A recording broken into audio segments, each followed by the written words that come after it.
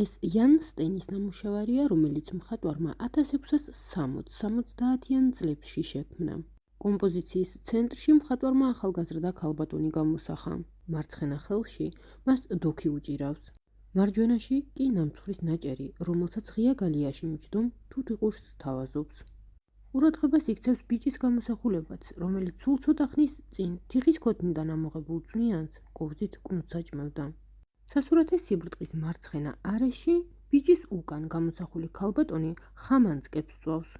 მისი მძერა სამი მამაკაცისკენაა მიმართული. მათგან ორი იმ პერიოდისათვის პოპულარულ თამაშს ტრიკ-ტრაკს თამაშობს. ერთი კი ყურადღებით აკვირდება მათ.